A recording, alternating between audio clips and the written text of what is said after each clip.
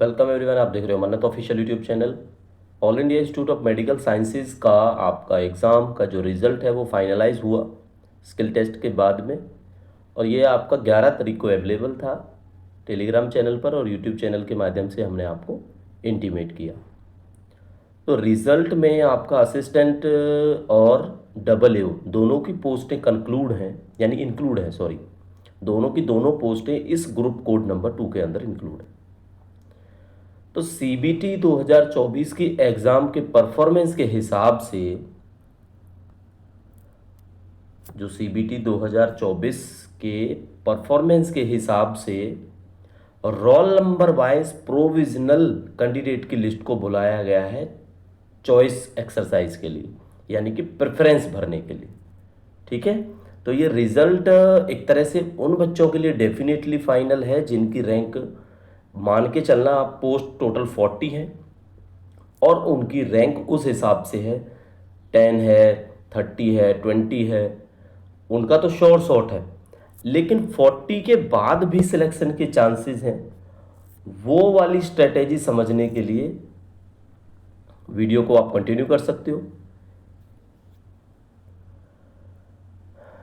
तो complete analysis इस video के अंदर मिलेगा। पॉसिबली सारे के सारे क्वेश्चंस जो बच्चों ने अभी तक असिस्टेंट के बारे में और डबलयू के बारे में हमसे पूछे हैं इस रिजल्ट से संबंधित, वो हम क्लियर कर देंगे आपको।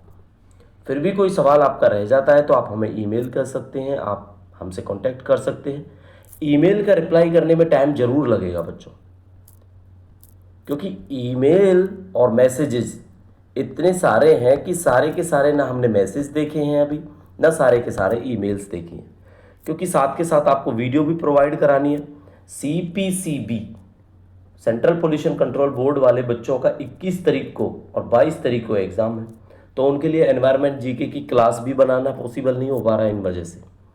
ठीक है, फिर भी कोशिश ये रहेगी कि बहुत जल्दी आपको रिप्लाई करेंगे। कॉमन सा किसी का क्वेश्चन होता है तो वो डेफिनेटली हो सकता है इस वीडियो में ही आपको मिल जाएगा। ठीक है, तो वो बच्चे अपने आंसर का वेट ना करें जिनका आंसर यहाँ पे मिल जाता है। चलो, रोल नंबर वाइज दिया हुआ है आपका, कैटेगरी भी यहाँ पे मेंशन्ड है, कोई फिजिकली डिसेबल्ड है या नहीं है उसके बारे में यहाँ पे बताया हुआ है, एक्स सर्विसमैन है या नहीं है वो भी यहाँ पे बताया हुआ है, जेंडर है वो बताया हुआ है, मार्क 400 में से कितने आए हैं उनका ये बताया हुआ है, और रैंक क्या है वो बताया हुआ है, स्किल टेस्ट क्वालिफाई है या नहीं है वो बताया हुआ है।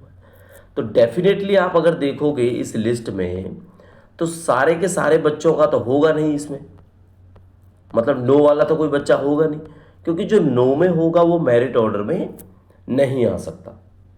ठीक है, जो नो होगा वो मेरिट ऑर्डर में आपको इस लिस्ट में दिखाई नहीं देगा। जैसे ये देखो, आप ओबीसी है, मेल है, 157 नंबर है, 1224 रैंक है, स्किल टेस्ट क्लियर है। ठीक है, ये उनका रोल नंबर है। तो नो वाला कोई बच्चा नहीं मिलेगा। अगर किसी के मन में डाउट है कि मेरा जो है रोल नंबर इसके अंदर नहीं है, तो इसका सीधा सीधा मतलब है आपको स्किल टेस्ट में डिस्क्वालीफाई किया गया है। ठीक है, क्या किया गया है, आपको स्किल टेस्ट में डिस्क्वालीफाई किया गया है। अब एक चीज़ें और समझनी है आपको, एक एससी कैंडिडेट से समझाते हैं। ये एससी कैंडिडेट है, ये इनका रोल नंबर है, ये फिजिकली डिसेबल्ड भी है।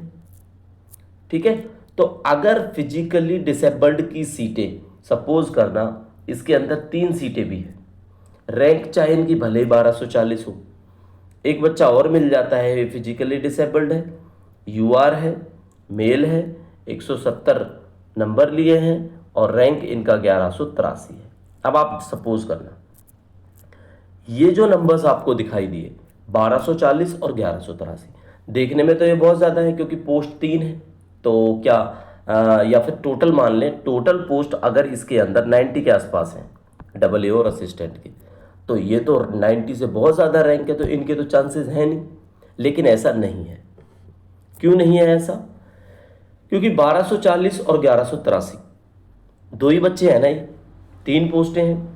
मान के चलना इसी तरह से इसके अंदर टोटल ही 4 बच्चे रह जाते हैं, तो उनके 3 बच्चों के तो चांस हैं फिजिकली डिसेबल्ड के, क्योंकि स्किल टेस्ट क्वालिफाई होना चाहिए, रैंक में आना चाहिए, सेलेक्ट हो जाएंगे वो, चाहे उनकी रैंक भले ही 1240 हो।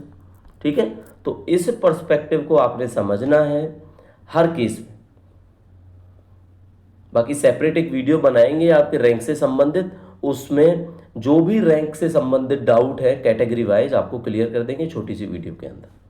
ठीक है बच्चों, चलो तो ये पूरी की पूरी लिस्ट है। रिजल्ट किसी बच्चे ने अगर अभी तक चेक नहीं किया है तो वो रिजल्ट चेक अपना कर सकते हैं। 32 पेजेस के अंदर है ये। अब हम पहुंचते हैं लास्ट में। लास्ट में पहुंचते हैं जहां पे आपके इंपॉर्टेंट इंस्ट्रक्शंस हैं। पहली बात तो ये कि ये रिजल्ट आपका प्रोविजनल है। प्रोविजनल किसको बोलते हैं? अभी चॉइस आपसे फिल करवाई जाएंगी, चॉइस फिल कराई जाएंगी, उसके बाद फाइनल रिजल्ट होगा। लेकिन बच्चों फाइनल से पहले फिर प्रोविजनल रिजल्ट होगा। ठीक है, प्रोविजनल रिजल्ट होगा जिसमें आपको अलॉटेड इंस्टीट्यूट्स दिखाए जाएंगे कि आपको इंस्टीट्यूट कौन से मिले हैं। वहां पे कंसर्न्ड वो आपसे डीवी के लिए नोटिस पुट करेंगे अपनी वेबसाइट पे, फिर आप डीवी में जाओगे, फिर आपको कॉल लेटर जो भी अपॉइंटमेंट लेटर है फाइनली उस एम्स से उस इंस्टीट्यूट से मिलने वाला है। तो ये प्रोसेस आपकी रहेगी। रिजल्ट को डिक्लेयर किया गया है जो भी आपने डिटेल्स आपने फिल की है उसके बेसिस पर। अगर आपने एससी बोला है तो एससी के हिसाब से ही आपको रिजल्ट में मेंशन किया है कि आप एससी कैंडिडेट हो। यूआर हो तो यूआर कैंडिडेट में किया गया है। तो बच्चों ये गलती आपकी मानी जाएगी, इसमें आपका एम्स कुछ नहीं करेगा। ठीक है, तो चॉइस कब से भरनी है? चॉइस कल से भरनी है। कल से चॉइस भरनी है 14 तारीख से लेके 22 तारीख तक एज इट इज। एलडीसी वाले बच्चे भी अगर वीडियो में अच्छे से नहीं समझा है तो समझ लेना इस चीज को। ग्रुप कोड 2 वाले बच्चे और ग्रुप कोड 3 वाले बच्चे, उनको भी चॉइस फिलिंग 14 जून से 22 जून तक करनी है 5 बजे तक। ठीक है, और जो चॉइस फिलिंग नहीं करेगा, साफ साफ सुन लेना इस बात को, चाहे रैंक 1 हो या रैंक 2 हो, उसका कैंडिडेचर कैंसल्ड है। ठीक है, तो चॉइस फिलिंग क्या है? मस्ट है, मस्ट। ठीक है, सबसे जरूरी है अब चॉइस फिलिंग। चलो अब ये वही पॉइंट लिखा हुआ है, अगर कोई पॉइंट नहीं भरता है तो उनको एक्सक्लूड कर देंगे हम लिस्ट से। अगर कोई कैंडिडेट कुछ इंस्टीट्यूट्स की ही चॉइस फिल करता है तो उनको उन इंस्टीट्यूट्स में ही समझा जाएगा, ना कि अदर इंस्टीट्यूट्स में जिस पे सीटें चाहे अवेलेबल हो। मान के चलना किसी को दिल्ली ही जाना है केवल, तो दिल्ली के इंस्टीट्यूट फिल करता है वो, उसको लगता है कि अगर उसका सिलेक्शन भोपाल होता है तो वो नहीं जाएगा, तो भले ही चॉइस मत भरो आप, फिर चाहे सिलेक्शन हो या ना हो। तो इनका पर्पज वही है। अगर किसी ने केवल मान लो इंस्टीट्यूट टोटल 40 हैं और आपने 10 इंस्टीट्यूट भरे, तो 10 के 10 में ही आपके चांस देखे जाएंगे। अगर सिलेक्शन के चांस आपके हैं तो आपको पोस्ट मिलेगी, नहीं है तो नहीं मिलेगी। ये मत सोचना कि 10 के बाद जो 30 इंस्टीट्यूट बचे हैं उसमें एम्स बैठ के अपने आप देखेगा कि चलो यहाँ पे इस बच्चे को कहीं सीट नहीं मिली, इन 30 पोस्टों में देखते हैं कहीं मिल जाती है नहीं मिल जाती 30 इंस्टीट्यूट के अंदर। तो ऐसा नहीं होगा।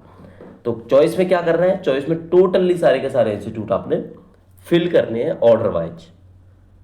तो चॉइस फिलिंग की एक छोटी सी वीडियो आपको समझा देंगे हम, मेरिट के बारे में भी और चॉइस फिलिंग के बारे में भी। ठीक है, तो केयरफुल्ली एक चीज ध्यान रखनी है उन बच्चों को जिन्होंने फिजिकल डिसेबल्ड कैटेगरी में अप्लाई किया है, क्योंकि क्या क्या लिखा है, उनका कैंडिडेचर कैंसिल हो जाएगा।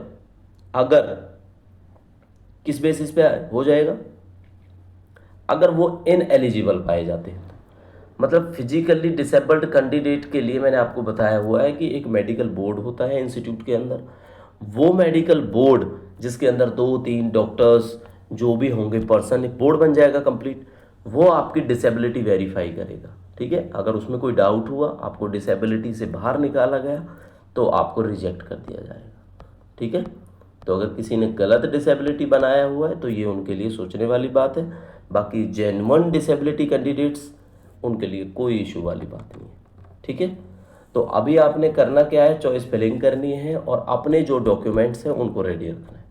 जैसे ही डीवी की डेट आती है हम आपको इंटीमेट कर देंगे, वैसे ही एवरी इंस्टीट्यूट वाइज आएगी। तो अभी तक क्या करना है? अभी तक आपको कुछ नहीं करना, केवल चॉइस फिलिंग करनी है। चॉइस फिलिंग के बाद इस चॉइस फिलिंग का रिजल्ट आने वाला है।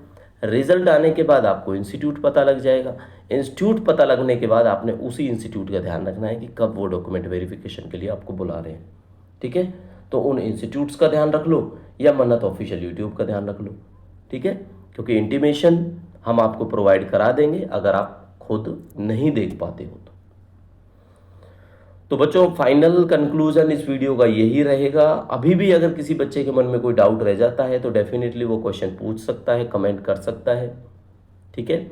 असिस्टेंट AAO के लिए प्रिपरेशन हमने बच्चों को करवाई, तो इसमें कोई डाउट नहीं है। पॉजिटिव कमेंट्स हैं, काफ़ी बच्चों की अच्छी रैंक्स भी है, काफ़ी बच्चों की इतनी अच्छी रैंक नहीं है कि उनका सिलेक्शन होगा।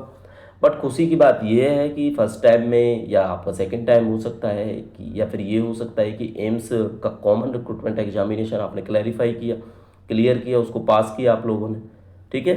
तो हर कोई इस रिज़ल्ट को पॉजिटिव लेके चले। खासकर उन बच्चों के लिए ये वीडियो ज़्यादा इन्फॉर्मेटिव है जिन बच्चों ने इस एग्ज़ाम में वो क्वालिफाई नहीं हो पाए हैं, ठीक है। तो आगे क्या करना है, ऐसी कोई चीज़ नहीं है कि एम्स CRE के अलावा आपके पास जॉब ऑप्शन नहीं है। लॉन्ग टाइम, थोड़ा टाइम लगता है एम्स CRE इसके अंदर, किसी भी प्रोसेस के अंदर, तो थोड़ा सा दुख होता है कि सिलेक्शन नहीं हुआ। बट ऐसा नहीं है, कहीं ना कहीं आपका कोई रिटन एग्ज़ाम होगा जो क्वालिफाई हो रखा होगा, उसका फाइनल रिजल्ट वेटिंग में होगा, या इन फ्यूचर कोई एग्ज़ाम आने वाला होगा जिसके लिए आप प्रिपरेशन कर रहे हैं। तो आप शिद्दत से लगे रहो, मेहनत तो है, वो ज़रूर काम आ जाएगी आपके, ठीक है।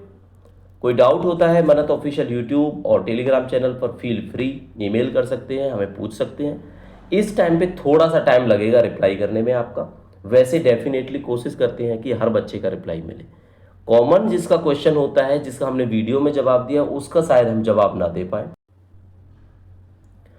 तो देखो इस चीज़ के लिए नो डाउट आपको टेंशन लेने की ज़रूरत नहीं है, बट जेन्युइन क्वेश्चंस होंगे, जेन्युइन चीज़ें होंगी, कुछ ऐसी होंगी। अगर वीडियो भी बनानी पड़ी आपके क्वेश्चन बेस्ड तो वो हम आपको वीडियो में, क्योंकि कुछ क्वेश्चंस होते हैं जो एक बच्चे के साथ साथ काफ़ी बच्चों के हो सकते हैं। जैसे रैंक वाला क्वेश्चन है, रैंक वाला क्वेश्चन हर किसी के माइंड में है कि सीटें 80 हैं, रैंक 1200 है, कि सिलेक्शन होगा नहीं होगा, ठीक है। तो इस बात को देख रहे हैं हम, क्वेश्चंस काफ़ी आ रहे हैं, 2 मिनट की वीडियो में, 3 मिनट की वीडियो में क्लैरिफाई कर देंगे, ठीक है बच्चों। चलो प्रिपरेशन करते रहो, डोंट वरी, इस बार नहीं हुआ तो नेक्स्ट टाइम होगा सिलेक्शन, है ना।